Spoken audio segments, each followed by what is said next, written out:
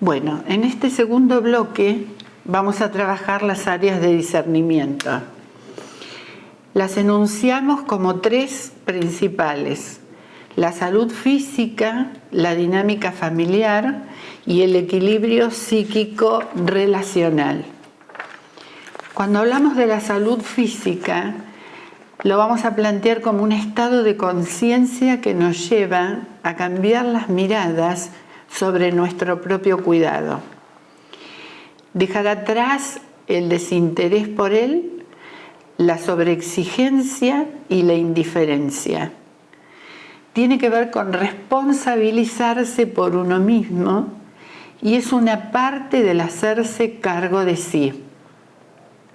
Este hacerse cargo de sí tiene tres elementos más: aceptar los errores y no vivirlos como fracaso, aceptar los éxitos viviéndolo como dones y favorecer el decir bien lo que se ve mal para que en realidad la impunidad no avance.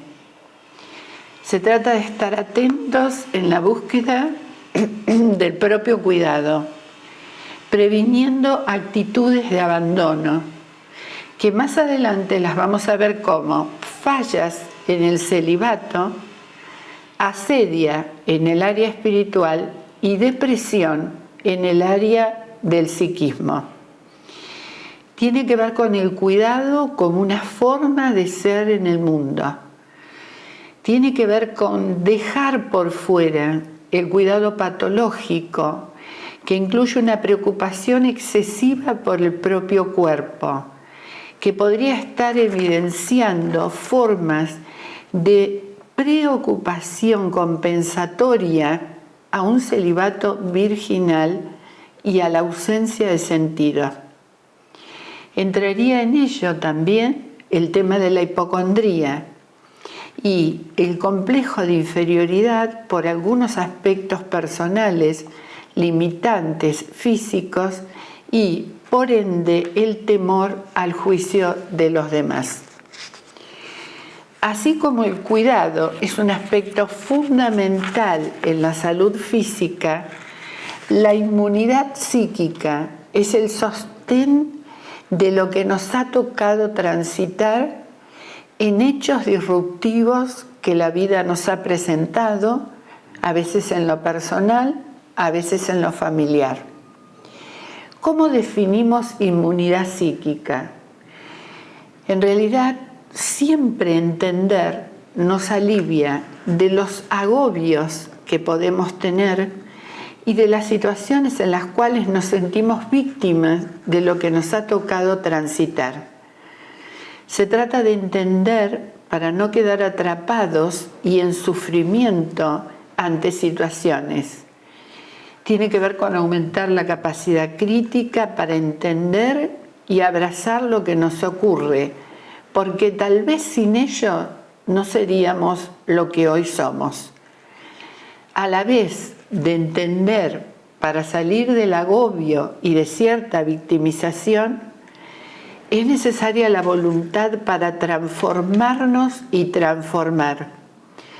Comprometernos en la construcción de una sensibilidad diferente a través de la empatía, el miramiento y el buen trato, con lo cual definimos la ternura y el tema fundamental de la reciprocidad, entendido como capacidad de cuidar, autoestima y dimensión social.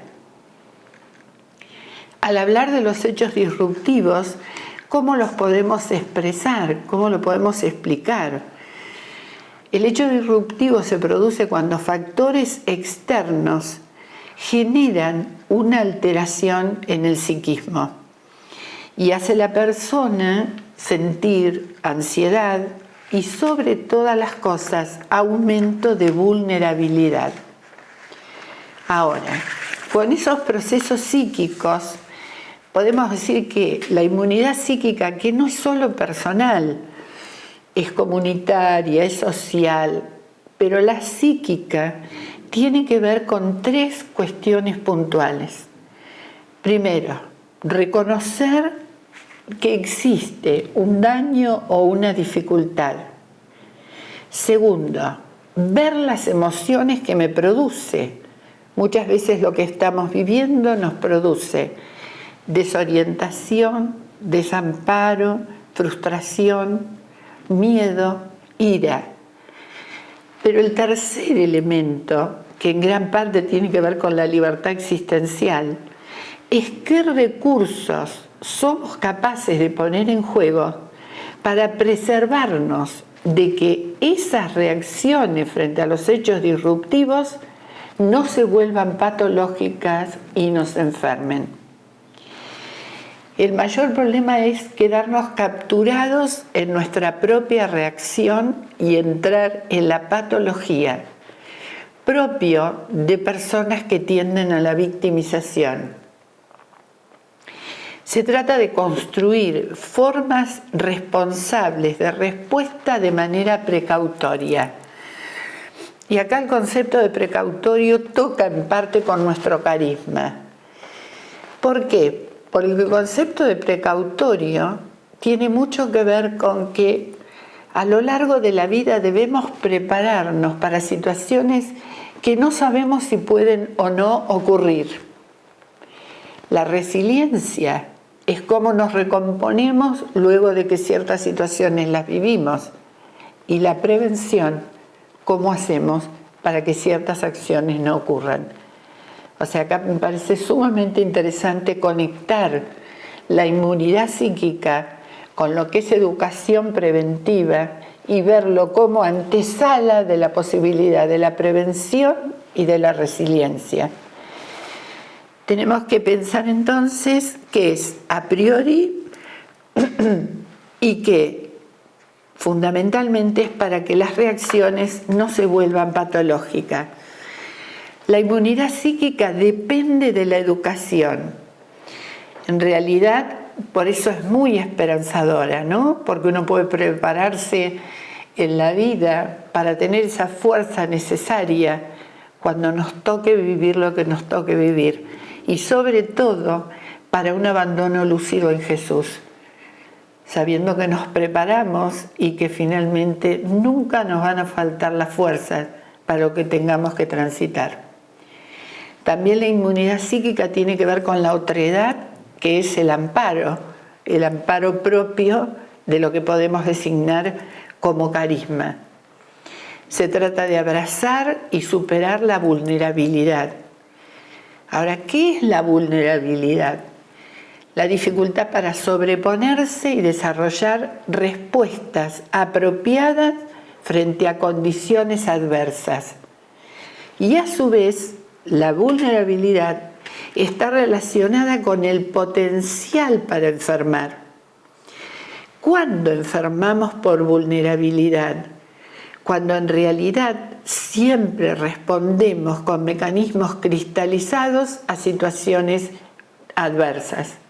Cuando en realidad el desafío es la creación de nuevas respuestas a situaciones adversas. Esto también va de la mano con la ética de la desmesura.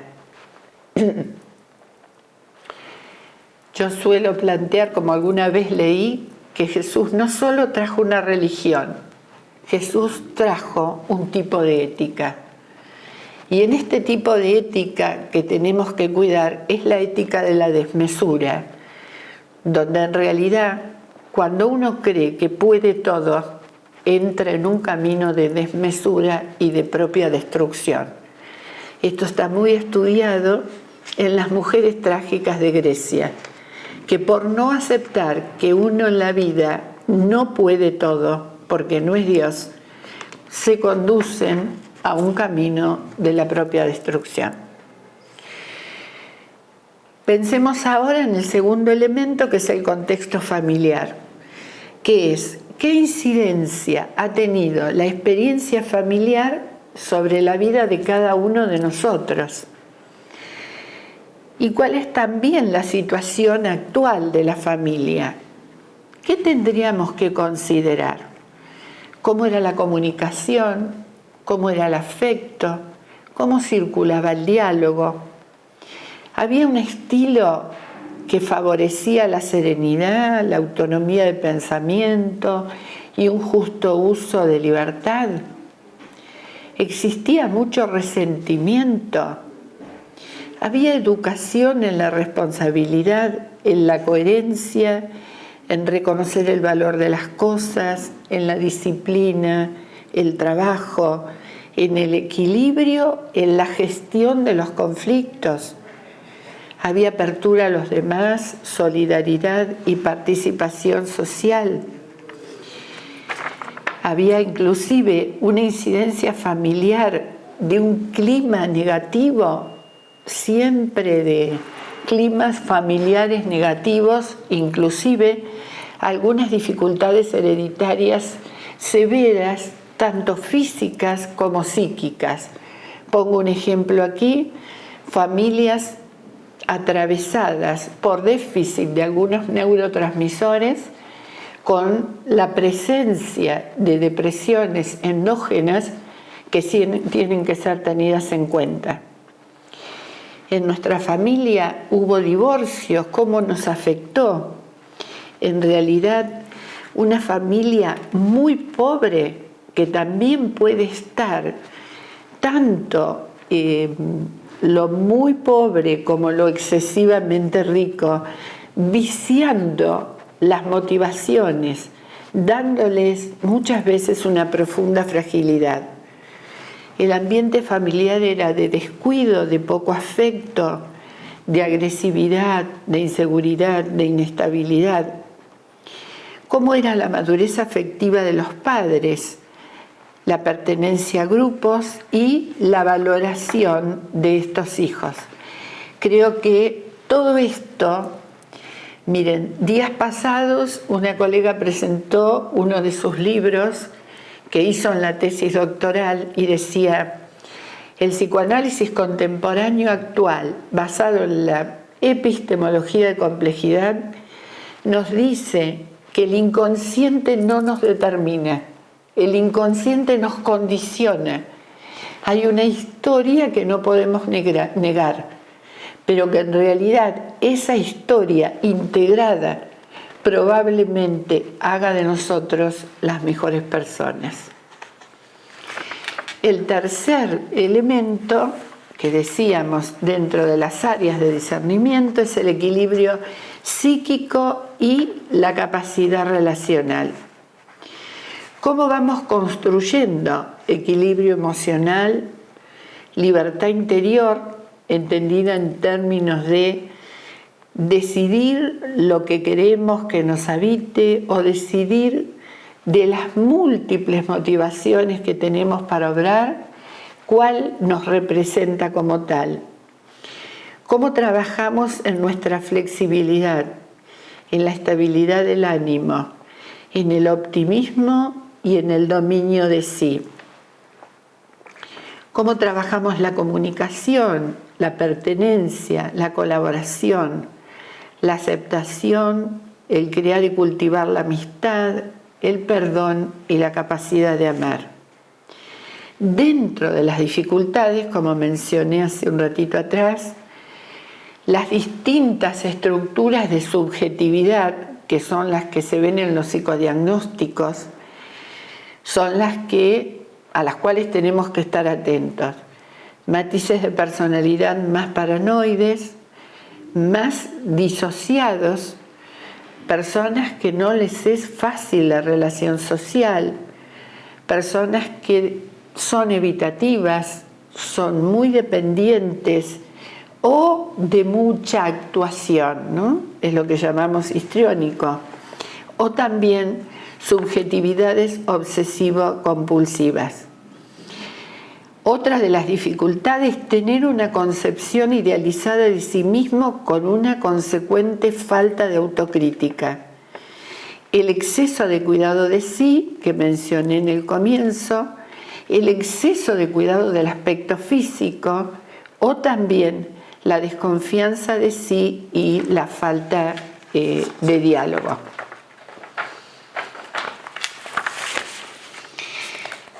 Trabajar mucho todo el tema de la insensibilidad, ¿no? la falta de sinceridad y la falta de transparencia, el espíritu de contradicción que estaría mostrando uno de los trastornos del estado del ánimo en aquellas personas que tienen una dificultad en el obedecer y que, aunque lo hacen, siempre primero está el no para después aceptar lo que tienen que realizar. Personas muy individualistas, con marcada inferioridad, con mucha pasividad, envidia y celos. También el tema de la relación con el dinero. Finalmente, solo enuncio el tema que voy a completar en el próximo módulo, que es la madurez afectivo-sexual. Y anticipo solamente que tiene 3 aspectos fundamentales: la estructura de la personalidad, la experiencia de vida y la confrontación de los aspectos personales con el carisma y con lo que la misión salesiana requiere.